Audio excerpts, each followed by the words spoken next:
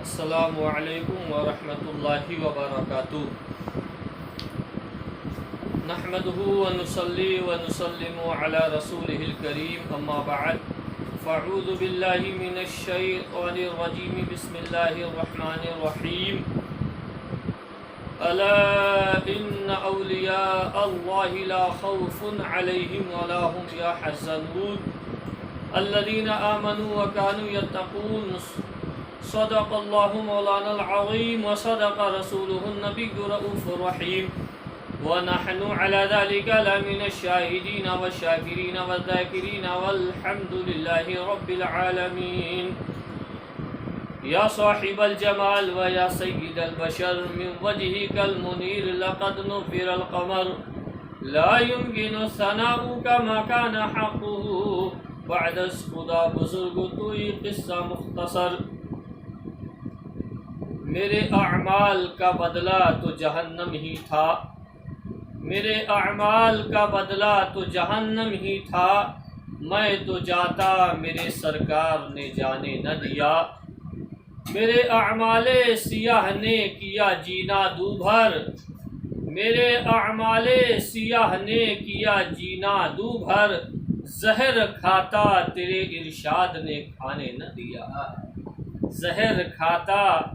تیرے ارشاد نے کھانے نہ دیا۔ اور نفس بدکار نے دل پہ یہ قیامت توڑی، نفس بدکار نے دل پہ یہ قیامت توڑی، عمل نیک کیا تو بھی چھپانے نہ دیا، عمل نیک کیا تو بھی چھپانے نہ دیا۔ میرے دوستو، ایک مرتبہ عقیدت کے ساتھ حضور کی بارگاہ میں درود شریف کا نذرانہ پیش کریں، پڑھیں اللہم صلی علی سیدنا و مولانا محمد وبارک وسلم صلاۃ و سلام علیک یا رسول اللہ صلی اللہ علیہ وآلہ وسلم۔ عزیزان ملت اسلامیہ، برادران اسلام، خطبہ مسنونہ کے بعد قرآن کریم کی جو آیت مقدسہ تلاوت کی ہے، اس کا مفہوم کہ بے شک جو اللہ کے ولی ہوتے ہیں، جو رب کے دوست ہوتے ہیں، انہیں نہ کسی قسم کا خوف ہوتا ہے اور نہ انہیں کسی طرح کا غم ہوتا ہے۔ اللہ تعالی اپنے نیک بندوں کو، ولیوں کو دنیا کے خوف اور غم سے آزاد فرما دیتا ہے، انہیں کسی قسم کا خوف اور غم نہیں ہوتا ہے۔ اسی آیت کے بعد اللہ دوسری آیت میں ارشاد فرماتا ہے الذین آمنوا وکانوا یتقون، اور ولی ہوتے کون ہیں؟ اللہ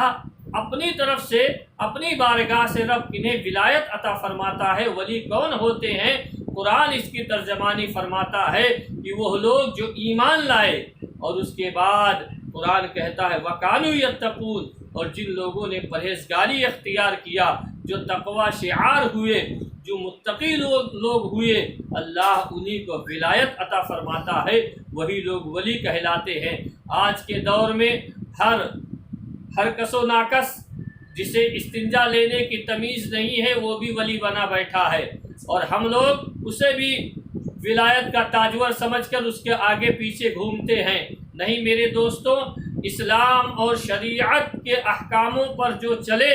اسی کو اللہ ولایت عطا فرماتا ہے، اور جو شریعت کو کچلے، جو شریعت کے احکاموں کو نہ مانے، وہ ولی نہیں ہو سکتا ہے، وہ ولایت نہیں پا سکتا، بلکہ وہ ولی کے لبادے میں، ولی کے بھیس میں وہ شیطان ہے۔ اس لیے کہ ولایت اللہ اسی کو عطا فرماتا ہے جو شریعت پر چلتا ہے، جو شریعت کی پاسداری کرتا ہے۔ میرے امام اہل سنت حضور سیدی سرکار اعلی حضرت عظیم البرکت اپنے رسالے میں ارشاد فرماتے ہیں کہ غیر شرع کام کرنے کے بعد اگر اس سے کوئی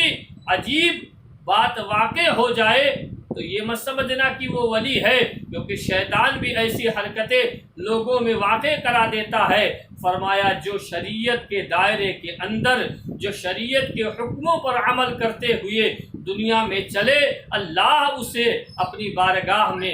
بلاتا ہے، رب اسے اپنی بارگاہ کا قریب بناتا ہے، اللہ اسے اپنی بارگاہ میں قربیت عطا فرماتا ہے۔ ہمیں پتہ یہ چلا امام کے اس رسالے سے کہ جو شریعت کے احکاموں پر چلتا ہے وہی رب کا ولی ہوتا ہے، رب کا دوست ہوتا ہے، اور جو شریعت کے احکاموں کو کچلتا ہے، اس احکام کو پامال کرتا ہے، وہ ولی نہیں ہو سکتا۔ لہٰذا آج اسی دنیا میں لاکھوں کی تعداد میں ایسے مکار عیار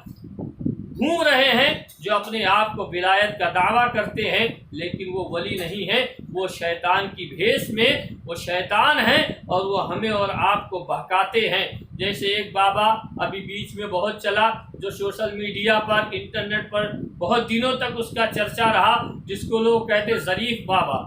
وہ اتنا بڑا مردود ہے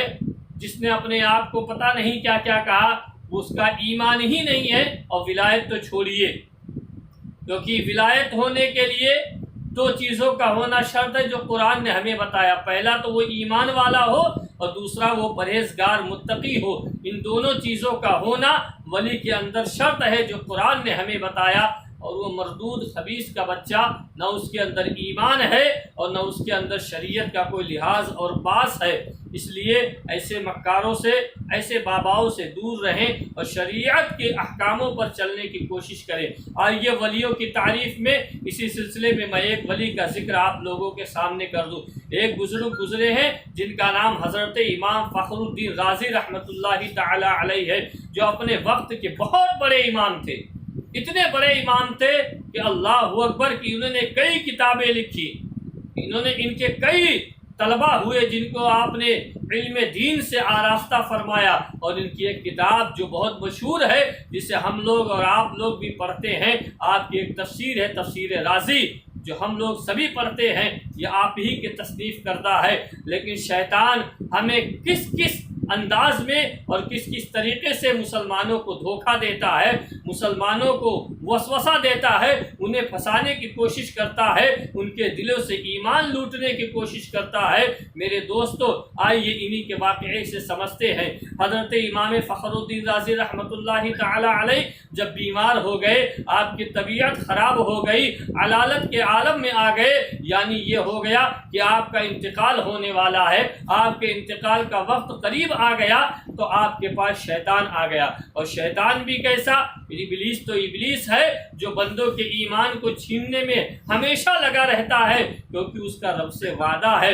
اس نے خدا سے وعدہ لیا ہے کہ اے اللہ میں تیرے بندوں کو بہکاؤں گا، لیکن میرے رب نے بھی اسی قرآن میں آگے ارشاد فرمایا الا عبادک المخلصین، اے شیطان تو بہکا تو سکتا ہے میرے بندوں کو، لیکن ان کو نہیں بہکا پائے گا جو میرے مخلصین بندے ہیں، جو میرے نیک بندے ہیں، جو میرے برگزیدہ اور پسندیدہ بندے ہیں۔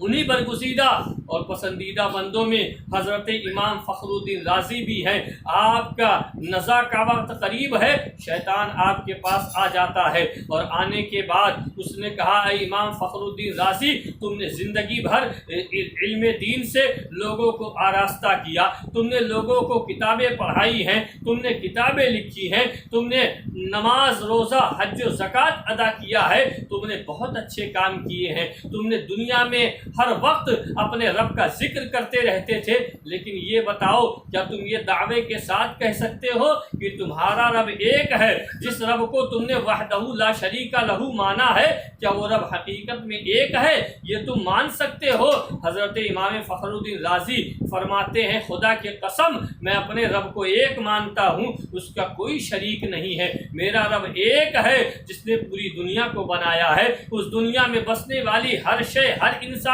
ہر مخلوق کو پیدا کرنے والا رب ہے، خلاق کائنات ہے وہ۔ فرمانے لگا، شیطان کہنے لگا یہ بتاؤ اگر رب ایک ہے تو اس کی کوئی دلیل پیش کرو، اس کی کوئی دلیل لے کر آؤ۔ حضرت امام فخر الدین رازی نے ایک دلیل دی، لیکن شیطان نے اس دلیل کو اپنے دلیل سے کاٹ دیا، کیونکہ شیطان بھی بہت پڑھا لکھا ہے، معلم الملائکہ تھا، یعنی اس کا عالم یہ تھا کہ وہ فرشتوں کو پڑھاتا تھا، فرشتوں کا معلم تھا، فرشتوں کو تعلیم دینے والا تھا، لیکن ایک حکم نہیں مانا تو اللہ نے اپنی بارگاہ سے اسے مردود قرار دے دیا۔ میرے دوستو، فخر الدین رازی نے ایک دلیل دی، شیطان نے اسے کاٹ دیا، دوسری دلیل دی، شیطان نے اسے کاٹ دیا، تیسری دلیل دی، شیطان نے اسے اپنے علم سے کاٹ دیا۔ اسی واقعے سے یہ پتہ چلتا ہے، جیسا کہ میرے امام نے اپنے رسالے میں لکھا، سبحان اللہ، ہم ان کے جتنے غلام اور ان پر جتنا فخر کرے اتنا کم ہے، کیونکہ سنیوں کا نصیبہ ہے کہ اللہ نے ہمیں امام احمد رضا اعلیٰ حضرت کا غلام بنایا ہے۔ یہ ہمارا مقدر ہے کہ ہم ان کے غلام بنے ہیں، ورنہ میرے دوستو اگر وہ نہ ہوتے تو خدا نہ جانے ہمارے ایمان کا کیا حال ہوتا۔ یہ تو رب نے ہم پر کرم فرمایا اور بریلی میں احمد رضا کو پیدا فرما دیا۔ میرے دوستو، میرا امام کہتا ہے، امام اہل سنت فرماتے ہیں کہ اے لوگوں، اپنے علم پہ گھمنڈ نہ کرو، اپنے علم پہ فخر نہ کرو، اس لیے کہ علم تو شیطان کو بھی تھا، علم والا تو شیطان بھی تھا۔ اگر رب سے کچھ مانگو تو خدا سے اس کے فضل کی مانگ کیا کرو، رب سے کرم مانگو، کیونکہ جس پر رب کرم فرما دیتا ہے، جس پر رب فضل فرما دیتا ہے، اسے علم بھی عمل فرما دیتا ہے اور اسے ولایت بھی عطا فرما دیتا ہے۔ میرے دوستو، وہ شیطان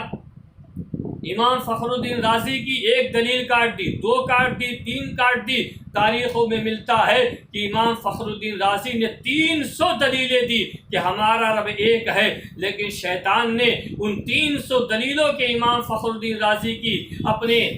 علم کے بنیاد پہ اسے بھی کاٹ دیا۔ جب فخر الدین رازی نزا کے عالم میں ہے،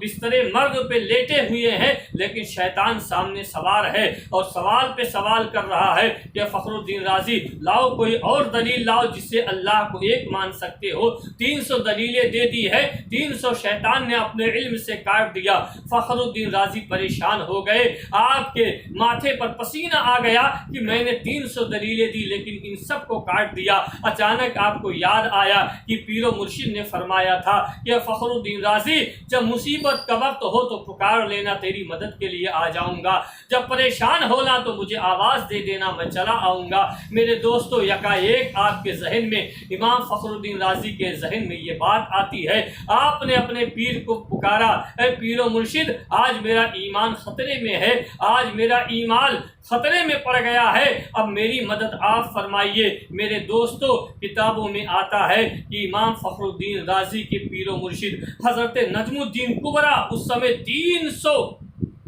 میل، یعنی آج ہم لگائیں تو 900 کلومیٹر کی دوری پر بیٹھے ہوئے تھے، اور اس وقت آپ یعنی سمندر اور ندی سے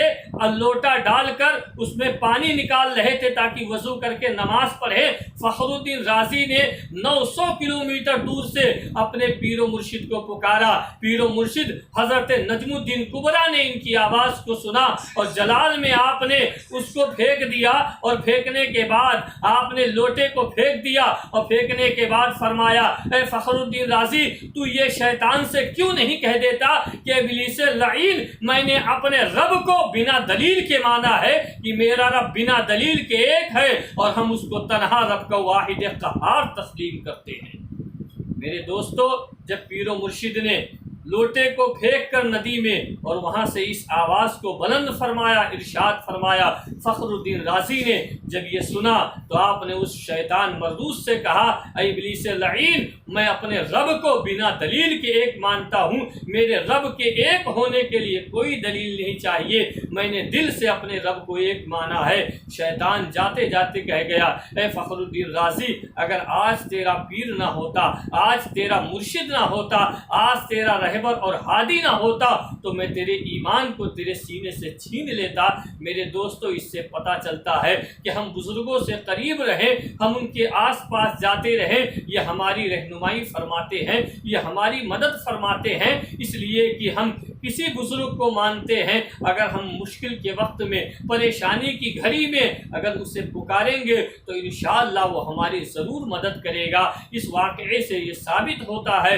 لہٰذا اے میرے دوستو، ہم اور آپ بھی وابستگی کسی بزرگان دین سے رکھیں، اور ہم جس کو میری سب سے زیادہ جو عقیدت ہے پیران پیر حضور سرکار روشن ضمیر شیخ عبد القادر جیلانی سرکار غوث اعظم رضی اللہ عنہ ارشاد فرماتے ہیں کہ جو مجھ سے محبت کرتا ہے، جو مجھ سے الفت رکھتا ہے، وہ دنیا کے کسی بھی کونے میں رہے، وہ جب بھی مجھے پکارتا ہے اس کی پکار، اس کی آواز ختم بھی نہیں ہوتی، میں اس کی مدد کے لیے پہنچ جاتا ہوں، میں اس کی مدد دور کرنے کے لیے پہنچ جاتا ہوں۔ اسی لیے تو سرکار مفتی اعظم ہند ارشاد فرماتے ہیں کہ پکارا کسی نے اغثنی تو دم میں، پکارا کسی نے اغثنی تو دم میں، ہر آئی مصیبت ٹلی غوث اعظم، ہر آئی مصیبت ٹلی غوث اعظم۔ میرے دوستو، ہم اور آپ بھی اپنے اعمال کی فکر کریں اور بزرگان دین سے قریب رہیں، ان کی صحبتوں میں رہا کریں، اس لیے کہ ان کی صحبت میں رہیں گے تو ان کے صدقے میں